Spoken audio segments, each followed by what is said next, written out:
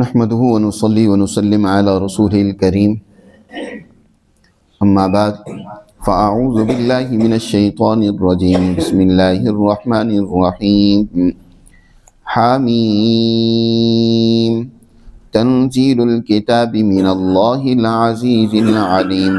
غافر الذنب وقابل التوب شديد العقاب ذي الطول لا إله إلا هو إليه المصير ما يجادل في آيات الله إلا الذين كفروا فلا يغررك تقلبهم في البلاد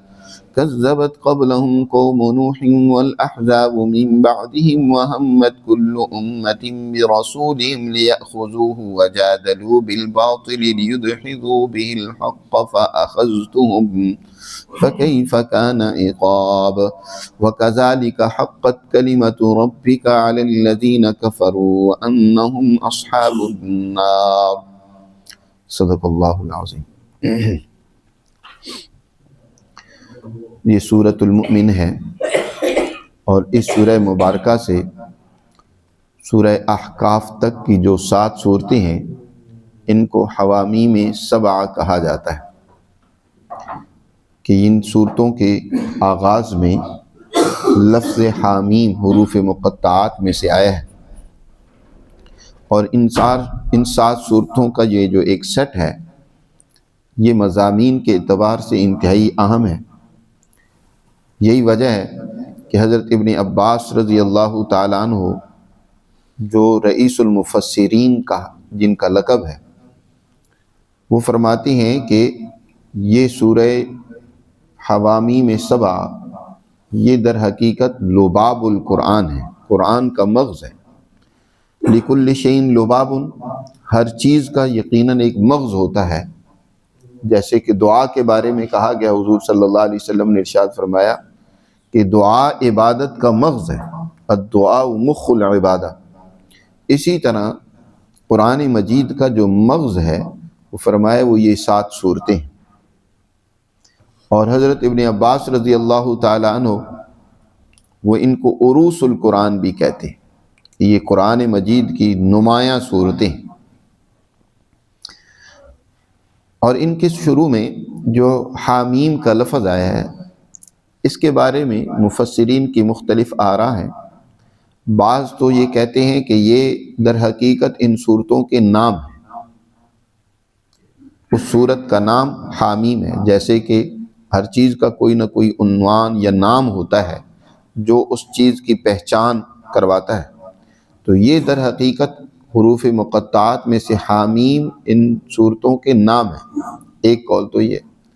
اور دوسرا یہ ہے کہ یہ حامیم در حقیقت اللہ کی صفات میں سے ایک صفت ہے، اسم من اسماء اللہ تعالی، اللہ کے ناموں میں سے ایک نام ہے۔ اور اللہ کے جس قدر بھی نام ہیں، صفاتی نام ہیں، وہ در حقیقت ایک خزانہ ہے، خزائن السماوات والارض، مفاتیح السماوات والارض ہے۔ حضرت مولانا اسماعیل حقی رحمۃ اللہ علیہ وہ فرماتے ہیں کہ جب کوئی انسان اللہ کے کسی بھی اسم اور نام کا ورد اور ذکر کرتا ہے تو اس کے نتیجے میں اللہ اس کے دل میں اس اسم کا نور داخل کر دیتے، اور وہ اس نور کے ذریعے سے اللہ کی ذات عالی، اس کے خزانوں، اس کی قدرت اور عظمت تک رسائی حاصل کر لیتا ہے۔ تو یہ در حقیقت اللہ کے اسماء الہیہ میں سے ہے، ایک قول یہ۔ اور ایک قول یہ ہے کہ ان صورتوں میں جو مضامین بیان کیے گئے ہیں اللہ سبحانہ و تعالیٰ نے ان مضامین کو اجمالی طور پر ان حروف مقطعات میں بیان کر دیا۔ جیسے ہر عنوان وہ اجمالی طور پر اپنے معنون کے مضامین کا احاطہ کر رہا ہوتا ہے۔ جیسے مثال کے طور پر جب فقہا کوئی کتاب ترتیب دیتے ہیں تو ہر کتاب کے شروع میں ایک عنوان قائم کرتے ہیں، مثلا کتاب الطہارت، تو کتاب الطہارت کا عنوان اس بات کی وضاحت ہوتا ہے کہ اس کتاب میں یا اس باب میں جو کچھ مسائل بیان کیے گئے ان کا تعلق طہارت اور پاکیزگی کے ساتھ ہے۔ اور کہیں عنوان ہوتا ہے کتاب الصلاۃ، تو اس کا مطلب یہ ہوتا ہے کہ یہاں جس قدر مسائل اور احکامات بیان کیے گئے ہیں وہ نماز سے متعلق ہے۔ اسی طرح ان صورتوں کے مضامین کو اجمالی طور پر ان حروف مقطعات میں ان کو بیان کیا گیا۔ اس حوالے سے حضرت الامام شاہ ولی اللہ رحمۃ اللہ علیہ فرماتے ہیں کہ ہا کا لفظ جو ہے، یہ دو حرف ہیں، ہا اور میم۔ ہا کا حرف در حقیقت اس اجمالی نور پر دلالت کرتا ہے، اللہ کا وہ نور جو ذات باحت کے درجہ میں غیر متعین تھا، پھر اللہ نے اس کو متعین کیا الفاظ، حروف و کلمات اور صورتوں میں، قرآن مقدس کی صورتوں میں لوح محفوظ پر آ کر اس کی تعیین ہوئی۔ پھر اس نور الہی کو اللہ نے اولو العزم فرشتوں کے ذریعے سے اپنے اولو العزم پیغمبر اور بندے جناب رسول اللہ صلی اللہ علیہ وسلم پر اتارا ہے۔ اور میم اس کا جو مخرج ہے، اس کی ادائیگی ہونٹوں کے آپس میں مل کر جدا ہونے سے، جیسے ہا وہ انسان کے حلق کے درمیانی دائرے سے ادا ہوتا ہے، یعنی وہ ایک نور جو غیب کے درجے میں تھا اس پر اس کی دلالت ہے۔ میم اس مادی دنیا کو بیان کرتی ہے کہ وہ نور جب اس مادی دنیا میں آیا اور اس نے آ کر جب اپنے اثرات اس دنیا میں پیدا کیے، تو اس کے نتیجے میں اس دنیا کے اندر اللہ کی عظمت، اس کی بڑائی اور اس کی شان کا ایک بہترین نظام وجود میں آیا۔ نبی کریم صلی اللہ علیہ وسلم اور حضور کی جماعت کے ذریعے سے جو اس دنیا میں انقلاب برپا ہوا، یہ در حقیقت اس قرآن مجید کی ہی برکت تھی، اور اس انقلاب نے دنیا میں 1100 سال پورے آب و تاب کے ساتھ انسانیت کی رہنمائی کی، غلبے کے ساتھ۔ اس کے بعد اب اگرچہ یہ نور دنیا میں موجود ہے، مسلمانوں کے پاس ہے، لیکن آج وہ اس نور سے غافل ہے۔ جب بھی اس نور الہی کو، قرآن مقدس کو وہ لے کر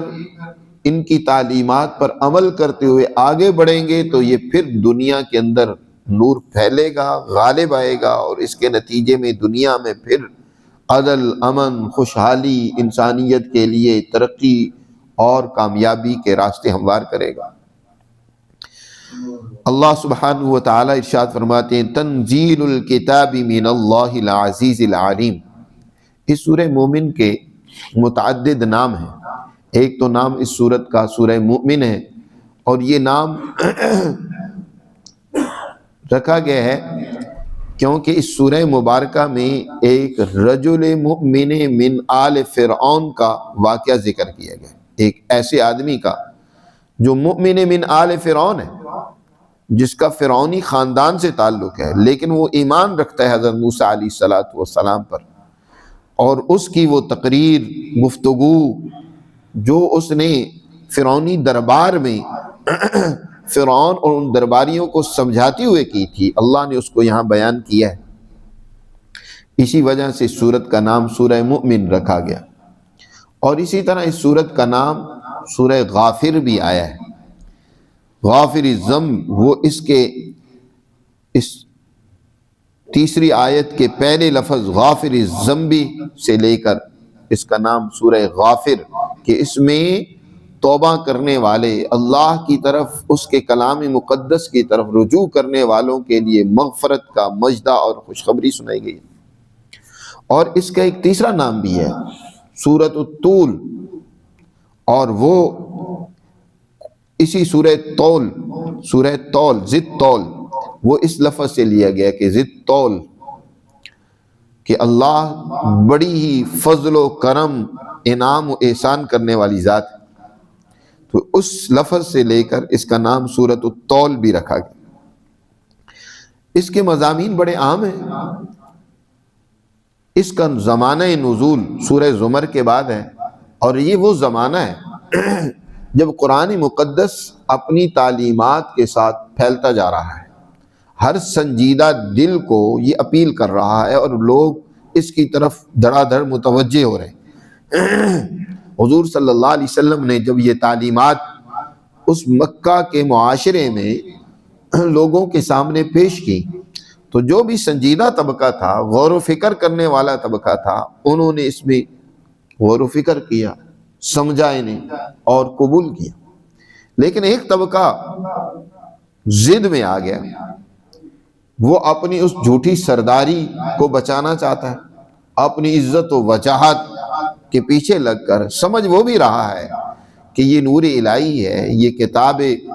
رب العالمین ہے، لیکن اپنی اس سرداری، اپنی اس وجاہت، عزت و غرور کو بچانے کے لیے وہ اس کے مقابلے میں آ جاتا ہے، وہ اس کے خلاف پراپوگنڈا کرتا ہے، قرآن مقدس کے بارے میں طرح طرح کے الزامات، اعتراضات اس نے وتیرہ بنا رکھے۔ کبھی اس کو کلام شاعر کہتا ہے، کبھی اس کے بارے میں اور الفاظ کی یہ گھڑنتو کلام ہے، علیاذ باللہ۔ عجیب و غریب اس قرآن کے بارے میں انہوں نے باتیں کی، اور وہ ذات اقدس جو اس اللہ کے کلام کو انسانیت کے سامنے پیش کر رہی ہے، جناب رسول اللہ صلی اللہ علیہ وسلم کی ذات گرامی، ان کے اوپر بھی اعتراضات ہیں،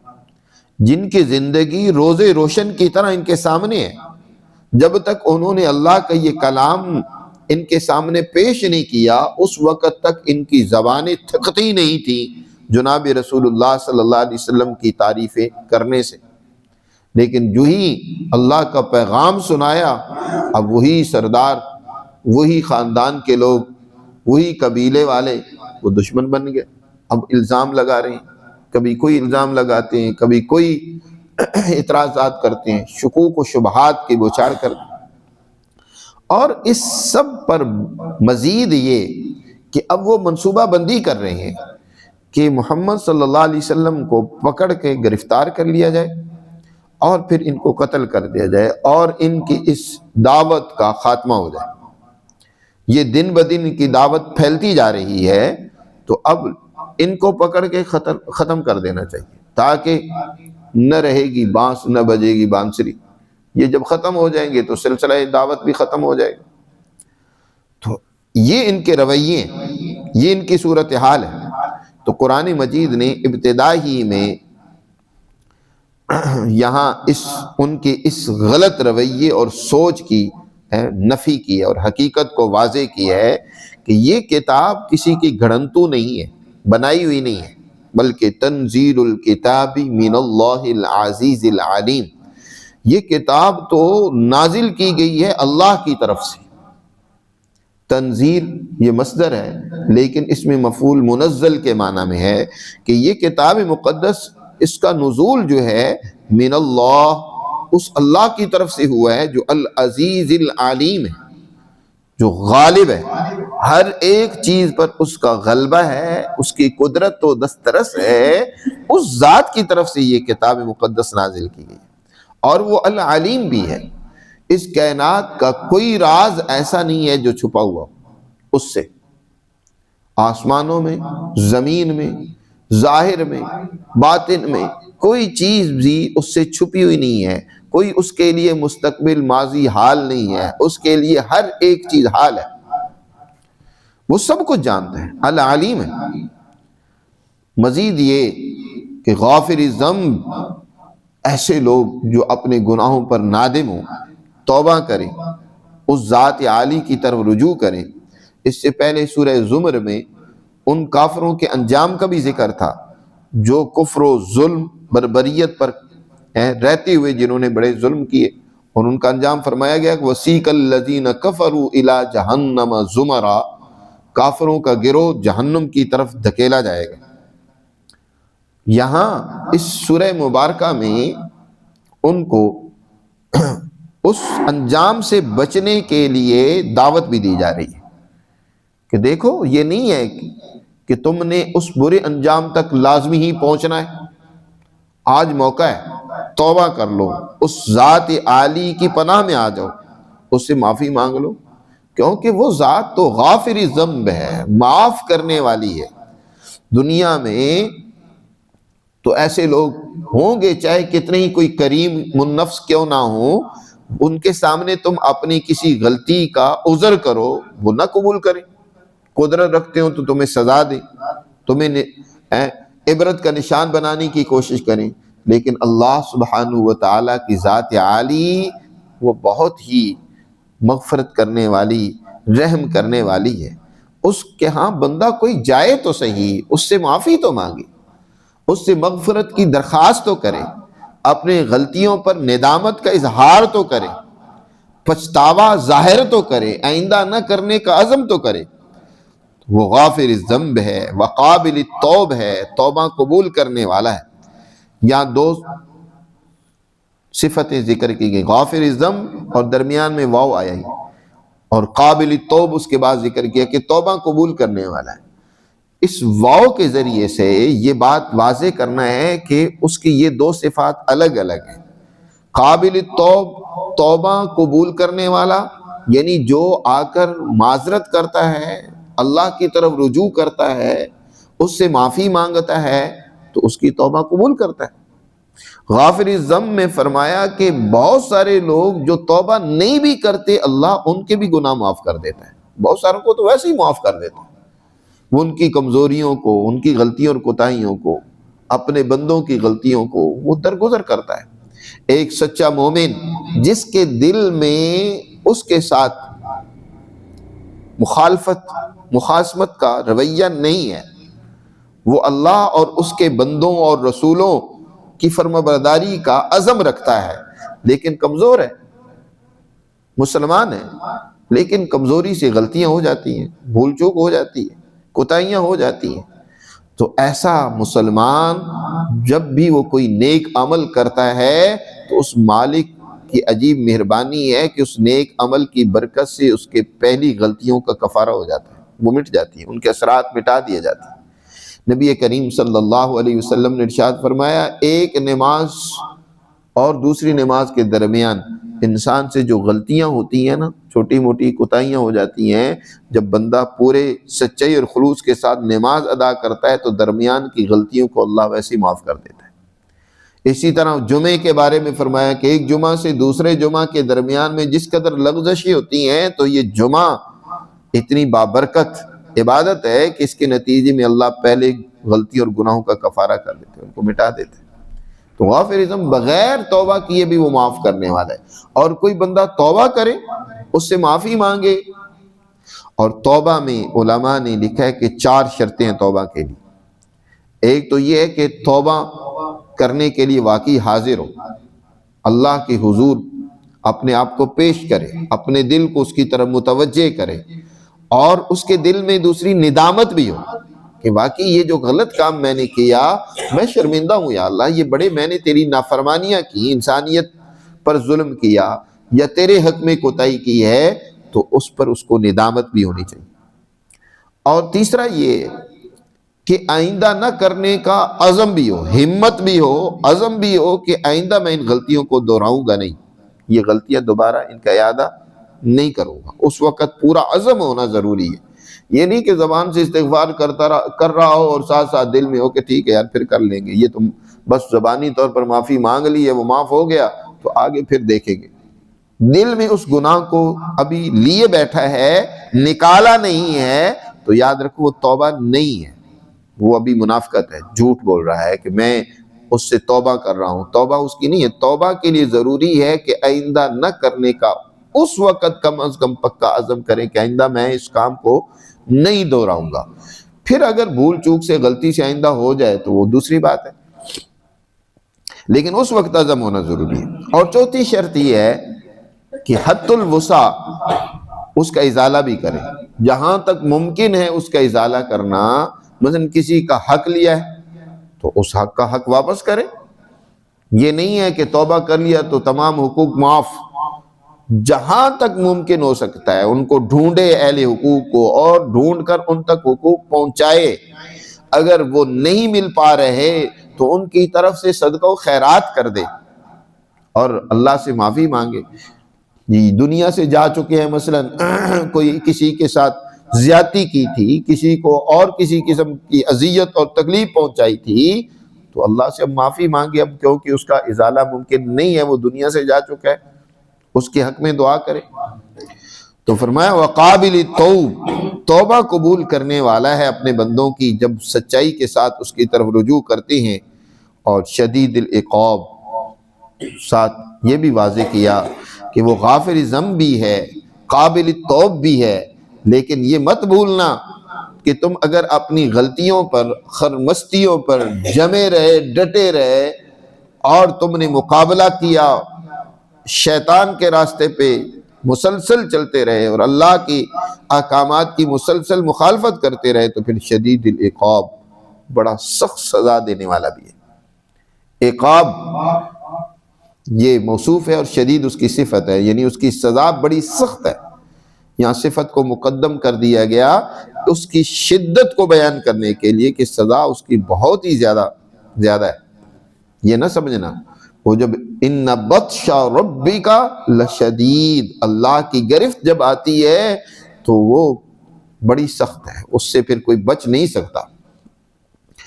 ذی الطول، اور فرمایا کہ وہ بڑی رحم و کرم، مہربانی و عنایت والا بھی ہے۔ طول ذی الفضل والانعام والاکرام، طول کے معنی دو کیے گئے ہیں، ایک معنی اس کے بڑے فضل و کرم والا ہے، بندوں پر بڑا مہربان ہے، اور دوسرے معنی اس کے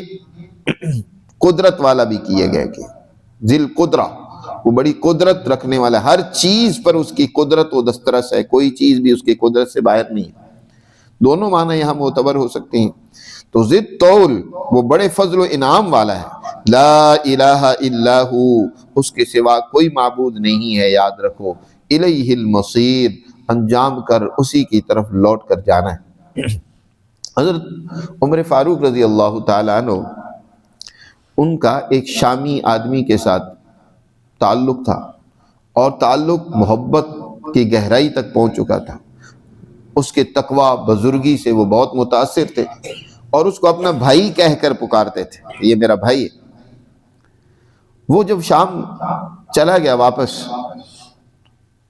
تو کچھ عرصے بعد ایک اور شامی آدمی وہ مدینہ منورہ آیا، تو حضرت عمر فاروق رضی اللہ تعالیٰ عنہ نے اپنے اس شامی بھائی کے بارے میں اس سے پوچھا کہ کیا اس کے حالات و احوال ہیں۔ تو اس نے بتایا کہ اس کی تو بڑی بری حالت ہے، اس نے تو اپنے آپ کو تباہ و برباد کر دی ہے، اور وہ گناہوں میں ڈوبا ہوا ہے، شراب و شباب میں لگا ہوا ہے، اسے کوئی اللہ اور اس کے رسول کا ڈر اور خوف نہیں ہے۔ حضرت عمر فاروق رضی اللہ تعالیٰ عنہ نے جب یہ سنا تو پریشان ہوئے، اور اس شامی کو کہا کہ ٹھیک ہے، جب تم واپس جانے لگو شام تو مجھے مل کر جانا۔ وہ جب جانے لگا تو حضرت عمر فاروق رضی اللہ تعالیٰ عنہ کی خدمت میں آیا، حضرت عمر نے ایک پیغام لکھوایا اس کے نام، اپنے اس دوست کے نام، جس میں یہ تھا من عمر بن الخطاب الی فلان سلام علیکم، کہ عمر بن خطاب کی طرف سے فلاں شخص کے نام، اور فرمایا سلام علیکم، فإنی احمد الیک اللہ الذی لا الہ الا ہو، اور کہا کہ بے شک میں اللہ کی تعریف کرتا ہوں تیرے حضور، اور اس ذات کی تعریف کرتا ہوں کہ جس کے سوا کوئی معبود نہیں، لا الہ الا ہو، غافر الذنب وقابل التوب شدید العقاب ذی الطول لا الہ الا ہو الیہ المصیر۔ یہ آیت لکھ کر بھیج دی۔ بس وہ شامی نے اس کو جا کر وہ پیغام پہنچا دیا۔ اس نے جب اس آیت کو پڑھا تو اس کا اتنا اثر ہوا۔ اچھا، ایک اور بھی کہ عمر فاروق رضی اللہ تعالیٰ عنہ نے جب یہ خط بھیجا تو ساتھ اس وقت خود بھی اور جو اس وقت وہاں ان کے وہ حکومت کے کارندے، خط لکھنے والے یا دوسرے حضرات موجود تھے، ان سب کو کہا کہ اس شامی کے حق میں دعا کرو، دعا کے لیے ہاتھ اٹھاؤ۔ وہاں دعا بھی کی کہ یا اللہ اس کو ہدایت عطا فرما، راہ راست پر اس کو واپس لا۔ تو جب یہ اس نے خط پڑھا تو وہ پڑھتا جاتا تھا اور اس کے آنکھوں سے آنسو تھمتے نہیں جاتے، اور وہ بار بار اس کو پڑھ رہا ہے، بار بار پڑھ رہا ہے، اور اس پر ایک عجیب کیفیت اور حالت طاری ہے۔ اس نے پھر سچی توبہ کی، اور پھر اس شراب و شباب اور اس غفلت والی زندگی سے اس نے نکلنے کا عزم کیا، اور پھر اس نے دوبارہ وہی پارسائی اور بزرگی والی زندگی گزاری۔ حضرت عمر فاروق رضی اللہ تعالیٰ عنہ کو جب معلوم ہوا تو بڑے خوش ہوئے اور فرمایا کہ دیکھو تمہارا کوئی بھی بھائی اس طرح اگر غلط راستے پر چل پڑے تو اس کو لان تان نہ کرو، اس کو برا بھلا نہ کہو، یہ تمہارا لان تان کرنا اس کو مزید اس پر پختہ کر دے گا، بلکہ اس کے حق میں دعا کرو، اللہ کی طرف ہاتھ اٹھاؤ کہ اللہ اس کو ہدایت عطا فرمائے۔ حضرت عمر فاروق رضی اللہ تعالیٰ عنہ نے گویا کہ ہمیں نصیحت کی ہے کہ اپنے دوستوں کو، اپنے پیاروں کو راہ راست پر لانے کے لیے اللہ سے مانگا کرو۔ ہمارے ہاں تو اب عجیب ذہنیت ہماری بن گئی ہے کہ ہم دین کے حوالے سے بھی دوسرے کو گمراہی میں دیکھ کر خوش ہوتے ہیں کہ اچھا ہوا، یہ بڑا نمازی بنا پھرتا تھا، بڑا دیندار بنا پھرتا تھا، اس کو تو اسی طرح کی خرابی میں مبتلا، بلکہ اور خرابی میں مبتلا کرنے کی ہم کوشش کر رہے ہوتے ہیں بجائے اس خرابی سے نکالنے کے۔ حضور نبی کریم صلی اللہ علیہ وسلم نے ارشاد فرمایا الدین النصیحہ، دین تو سراسر خیرخواہی کا نام ہے۔ تمہارے دل میں دوسروں کی خیرخواہی نہیں ہے، ہمدردی نہیں ہے، تم اس کو اپنے ذاتی حسد انا کا مسئلہ بنا کر دوسروں کی دشمنی پر اتر آتے ہو تو تم خود بھی گمراہی میں مبتلا ہو، بہت غلط راستے پہ چل رہے ہو، اپنی تباہی کر رہے ہو سکتا ہے اللہ اس کو تو ہدایت دے دے اور تمہاری بخشش و مغفرت ہی نہ ہو۔ تو اس لیے اس سے بچنا چاہیے اور اپنے مسلمان بھائیوں بلکہ ساری انسانیت کی ہمدردی ہو، ان کو ہدایت پر لانے کی فکر ہو، حد الوسع کوشش ہو، سمجھایا جائے اچھے انداز سے، ان کے لیے دعائیں کی جائیں تاکہ وہ راہ راست پر آئیں، اس غلط کام سے باز آئیں۔ تو حضرت عمر فاروق رضی اللہ تعالیٰ عنہ نے یہی آیت اسے لکھ کر گویا اسے نصیحت بھی کی اور اللہ کی طرف رجوع کر کے اس کے لیے دعا بھی کی۔ تو یہاں اللہ کی بہت ہی جامع انداز میں صفات ذکر کی گئی ہیں، اس کی مغفرت و کرم کا ذکر کیا گیا، اس کی طاقت و قدرت کا بیان کیا گیا۔ اس کے بعد اللہ سبحانہ و تعالی فرماتے ہیں ما یجادل فی آیات اللہ الا الذین کفروا فلا یغررک تقلبهم فی البلاد۔ یہ جو دشمن اسلام ہیں ان کی 4 خرابیاں یہاں قرآن نے درجہ بدرجہ ذکر کی ہیں۔ پہلی خرابی تو یہ ہے کہ وہ اللہ کے کلام میں بجائے غور و فکر کرنے کے الٹا اس سے جھگڑا کرتے ہیں۔ یاد رکھو گمراہی کے یہی بڑے اسباب ہیں، بلکہ اللہ کے دنیا میں عذاب کے بڑے اسباب ہی ہیں۔ دنیا میں بھی جو اللہ کا عذاب آتا ہے اس کا سب سے پہلا بڑا سبب یہ ہے کہ انسان سچائی کا مقابلہ کرنے لگ پڑے، اس کے بارے میں شکوک و شبہات پیدا کر کے اس کا رد کرنے لگ پڑے، اس کا انکار کرنے لگ پڑے۔ ایک ہے انسان سوال کرتا ہے، بحث و مباحثہ کرتا ہے بات کو سمجھنے کے لیے، وہ تو اچھی بات ہے، وہ ہمیشہ علماء میں رہا ہے اور اہل علم بات کو سمجھنے کے لیے بحث و مباحثہ اور سوال و جواب کا سلسلہ ہمیشہ قائم رکھتے ہیں، اور اس کو غالباً ایک حدیث میں بیان کیا گیا کہ اختلاف علماء امتی رحمت، میرے امت کی علماء کا جو اختلاف ہوتا ہے وہ بھی رحمت ہوتا ہے، کہ اس سے دین کے حقائق کھل کر سامنے آتے ہیں، مزید مسائل کا پتہ چلتا ہے۔ لیکن ایک ہے محض بحث و مباحثہ، دوسرے کو ذکر کرنے کے لیے، نیچا دکھلانے کے لیے اور اس کی ہر بات کو رد کرنے کے لیے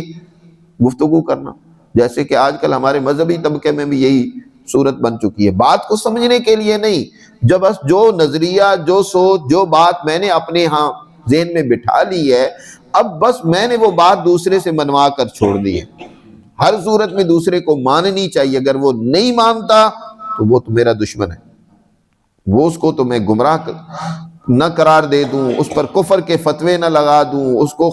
دین اسلام سے خارج نہ کر دوں، اور اگر میرا بس چلے تو میں اس کو قتل نہ کر دوں تو مجھے چین نہیں آتا۔ یاد رکھو یہ ہٹ دھرمی، یہ ضد بازی، یہ تعصب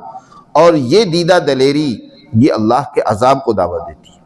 اور یہی وتیرہ کافروں کا تھا۔ اللہ نے یہاں ان کا ذکر کیا ہے کہ ما یجادل فی آیات اللہ الا الذین کفروا، نہیں جدال کرتے اللہ کی آیات میں مگر وہی لوگ جنہوں نے کفر کیا۔ اللہ کی آیات میں اس طریقے سے جھگڑا کرنا، ایک ہے احسن طریقے سے بات سمجھنے سمجھانے کے لیے دوسرے سے بات چیت کرنا، اس کا تو اللہ نے حکم دیا کہ وَجَادِلْهُمْ بِالَّتِي هِيَ أَحْسَنُ،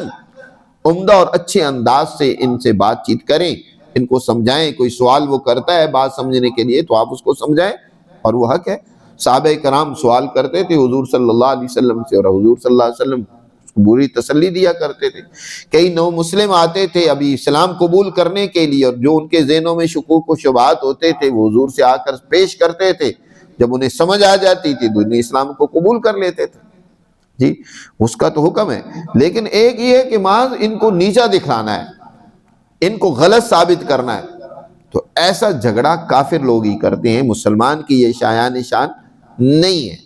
اس لیے مذہبی طبقے جو خاص طور پر ان میں جھگڑے اس طرح کے پائے جاتے ہیں، اب تو مذہبی کیا، ویسے تو ہر مسلمان ہی مذہبی ہوتا ہے، یہ بات بھی یاد رکھیں۔ ہم سمجھ لیتے ہیں کہ جو مسجد میں تو آتا ہے وہ تو مذہبی ہے، اور جو مسجد سے باہر ہے وہ مذہبی نہیں ہے۔ جو مذہب اسلام کو ماننے والا ہے وہ مذہبی ہے، جو ایک اسلام کو ماننے والا ہے، ایک مذہب کو ماننے والا ہے۔ تو اہل اسلام کے لیے یہ قطعاً زیبا نہیں ہے کہ وہ بحث و مباحثہ، جدل و جدال اور جھگڑا آپس میں کریں۔ آپس میں بات چیت سمجھنے سمجھانے کے لیے ہوتی ہے۔ آج اہل سیاست کے ہاں بھی ایسے ہی عجیب جھگڑے ہو جاتے ہیں۔ بھائی ٹھیک ہے، تم کسی ایک سے متاثر ہو، ایک کو تم نے اپنا قائد اور لیڈر بنا رکھا ہے، تو ٹھیک ہے، اس کی بات دلیل سے دوسرے کو سمجھاؤ، اس کی اچھائی اور خوبی۔ تم اس پر بضد ہو کہ نہیں اس میرے لیڈر کو تو مانو، نہیں مانو گے تو پھر تم میرے دشمن ہو، میں تمہیں برداشت نہیں کرتا۔ گھروں میں اس کے نتیجے میں فساد، خاندانوں میں فساد، اولاد اور ماں باپ کے درمیان میں جھگڑے، اور اسی طرح آپ اپنی پوری قوم کی صورتحال دیکھ رہے ہیں کہ اس وقت عجیب صورتحال ہے، ایک دوسرے سے دشمنی اور نفرت کی، ایک دوسرے سے مخالفت کی، اور خاص طور پر جب الیکشن کا زمانہ آتا ہے تو پھر ایک دوسرے پر لعن طعن کرنا ہے۔ ہر ایک پارٹی دوسرے کے لیڈر کو بھی اسی طرح لعن و طعن کا نشانہ بنا رہی ہوتی ہے، ان کی کمزوریوں کو اس انداز سے بیان کر رہی ہوتی ہے کہ ان کے چاہنے والوں کی حوصلہ شکنی اور دل شکنی ہو۔ ہاں، اختلاف ایک مسلمان جو ہے وہ ایک دائرے کے اندر رہ کر کرتا ہے۔ اگر تمہیں اختلاف ہے اس کے بعض فیصلوں سے، بعض کاموں سے، تو دلائل سے ثابت کرو۔ محض گالیاں دینا، برا بھلا کہنا، یہ تو تمہاری برائی کی نشانی ہے۔ عجیب آپ دیکھیں گے جلسے جب ہوں گے نا تو کوئی عقل کی بات نہیں کریں گے، دلیل سے بات نہیں کریں گے کہ بھائی یہ جو اس نے کام کیا اس کا نتیجہ دیکھو کیا نتیجہ نکلا، قوم تو تباہ و برباد ہو گئی، اس کا اتنا نقصان ہوا۔ دلائل سے دوسرے کے غلط فیصلے ثابت کرو، وہ نہیں کریں گے، وہ تو پتہ ہی نہیں کیوں کہ خود بھی انہوں نے یہی کرنا ہوتا ہے، گالیاں دیں گے جی دوسرے، اور جذباتی انداز میں دوسرے کو برا بھلا کہیں گے۔ یہ ایک مسلمان کی شان نہیں ہے۔ قرآن مجید میں یہی بات اللہ تعالیٰ ارشاد فرماتے ہیں، ما یجادل فی آیات اللہ الا الذین کفروا، اللہ کی آیات میں جدال اور جھگڑے وہی کرتے ہیں اللہ کے احکامات میں جو کافر ہیں۔ ایسے لوگوں کے بارے میں فرمایا فلا یغررک تقلبهم فی البلاد، اے پیغمبر آپ کو ان کا کر و فر کے ساتھ شہروں میں گھومنا، تجارت کرنا، حکمران بن جانا، یہ ان کا گھومنا پھرنا ایک ملک سے دوسرے ملک میں، اور ایک شہر سے دوسرے شہر میں، ایک دفتر سے دوسرے دفتر میں، ادھر سے ادھر بڑے کر و فر کے ساتھ وہ سناٹے بھرتی ہوئی گاڑیوں کے اوپر یہ جاتے ہیں، تو یہ باتیں آپ کو پریشان نہ کریں، دھوکے میں مبتلا نہ کریں کہ یہ بڑے کوئی کامیاب ہے۔ آج ایک مسلمان کے ذہن میں اکثر یہ سوال پیدا ہوتا ہے، اکثر لوگ سوال کرتے ہیں کہ ہم دیکھتے ہیں کہ یہ کافر، یہ ظالم، یہ فسادی لوگ، یہ تو بڑی عزت سے کے ساتھ زندگی گزار رہے ہیں، اور ان کے مال و دولت میں بھی اضافہ ہوتا چلا جا رہا ہے، ان کی زندگی دنیاوی بھی بنتی سنورتی جا رہی ہے، عیش و عشرت میں ہے۔ جب اتنے یہ برے ہیں تو اللہ میاں ان کو سزا کیوں نہیں دیتا؟ کم از کم ان کی یہ دولتیں ان سے کیوں نہیں چھین لیتا، یا اور اللہ کسی مصیبت میں کیوں نہیں مبتلا کر دیتا؟ فرمایا کہ تم ان کے اس کر و فرض سے، اس مال و دولت سے، اس ٹھاٹ باٹ اور اقتدار سے دھوکے میں مبتلا نہ ہو۔ دنیا کی وہ طاقتیں اور قوتیں ہیں جو دنیا میں ظلم و بربریت کر رہی ہیں اور اپنے اقتدار کو پھیلاتی جا رہی ہیں، اپنے نظاموں کو ملکوں پر غالب کرتی جا رہی ہیں، وہ ہوں یا تمہارے ملک کے بدماش ہوں، ان کی یہ حالت تمہیں پریشان نہ کرے،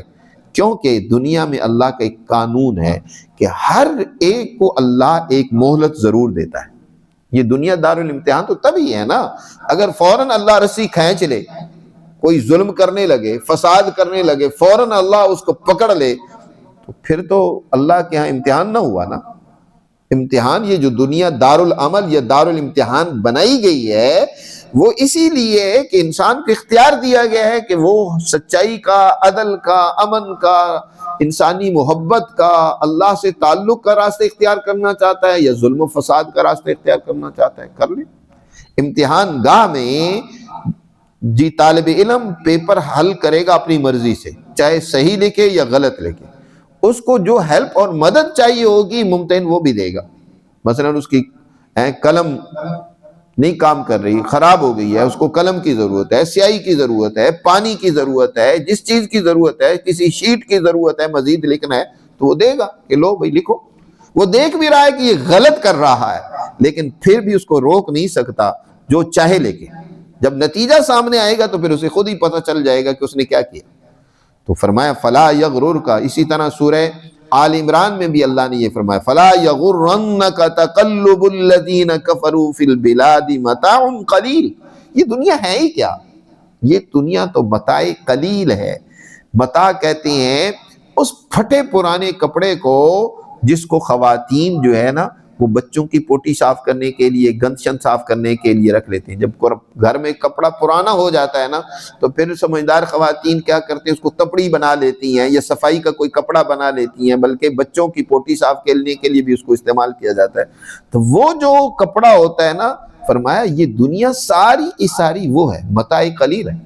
تم اس کی بنیاد پر کامیابی اور ناکامی سمجھنے لگ پڑو کہ بھئی یہ تو بڑے کامیاب ہیں۔ یہ دنیا کی حیثیت ہی کیا ہے؟ اصل تو اللہ سے سچا تعلق ہے، اس کے احکامات کی پیروی ہے، اعلیٰ اخلاق ہیں، اعلیٰ سوچ ہے، اعلیٰ رویے ہیں۔ یہ تو دنیا چاہے کتنی بھی کسی کے پاس چلی جائے، آخر اس نے چھوڑ دینا ہے، ہمیشہ نہیں اس کے پاس رہنی۔ تھوڑا سا وقت ہے، اس کو مہلت دے دے،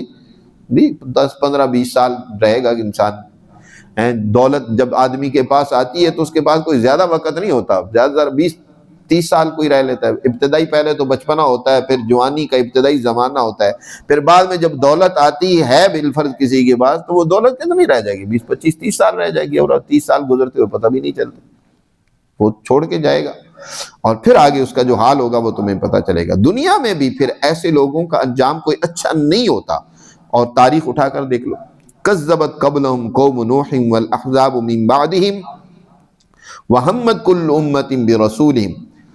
اور ان سے پہلے بھی قوموں نے،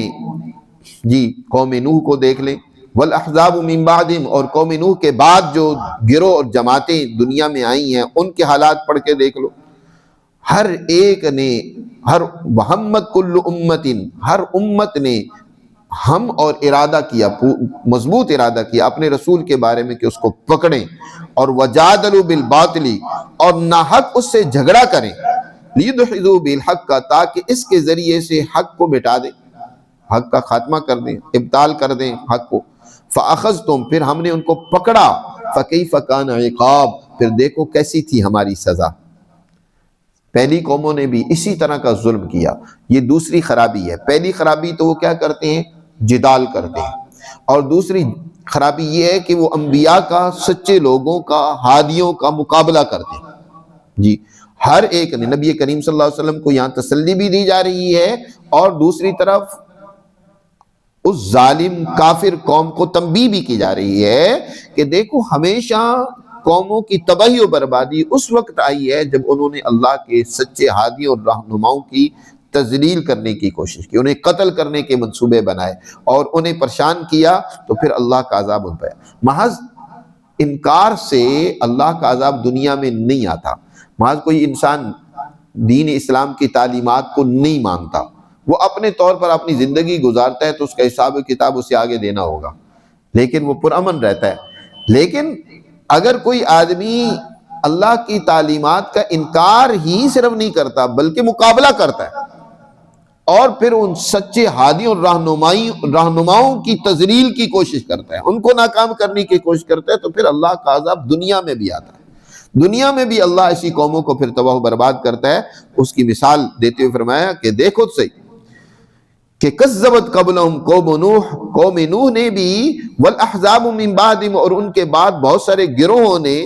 اپنے انبیاء کو جھٹلایا، اور ہر ایک امت نے اپنے رسولوں کے ساتھ یہ دو کام کیے۔ ایک تو یہ کہ انہیں پکڑیں، انبیاء کو، رسولوں کو پکڑیں، لیاخذوا، اور پکڑ کر ان کو قتل کر دیں، ان کو ذلیل کرنے کی کوشش کریں۔ دوسرا یہ کہ وجادلوا بالباطل، اور باطل کے ذریعے سے انہوں نے جدال کیے، جھگڑے کیے، یعنی ناحق جھگڑے، ہے کوئی سچائی نہیں، دلیل نہیں ہے، باطل ہے، اس باطل کے ذریعے سے وہ جھگڑے کرتے ہیں۔ مقصد کیا ہوتا ہے؟ یدحضوا بالحق کا، تاکہ وہ حق کو مٹا دے، حق کا ابطال، اس کا خاتمہ کرنا چاہتے ہیں۔ تو جب یہ دو چیزیں دنیا میں آتی ہیں تو پھر اللہ ارشاد فرماتے ہیں فَأَخَذْتُهُمْ، پھر ہم نے ان کو پکڑا، دنیا ہی میں پکڑا۔ فَكَيْفَ كَانَ عِقَابِ، پھر دیکھ لو کہ ہماری سزا کیسی تھی۔ وَكَذَلِكَ حَقَّتْ كَلِمَةُ رَبِّكَ، اسی طرح تیرے رب کے یہ فیصلہ ثابت ہو چکا ہے ان لوگوں کے خلاف جنہوں نے کفر کیا کہ انہم اصحاب النار، دنیا میں تو وہ ذلیل ہوئے، اللہ کے عذاب میں مبتلا ہوئے، تباہ و برباد ہوئے، اور آخرت میں پھر انہم اصحاب النار، وہ جہنم کا ایندھن بنیں گے۔ اللہ ہمیں سمجھ نصیب فرمائے اور اپنے احکامات پر عمل کی توفیق۔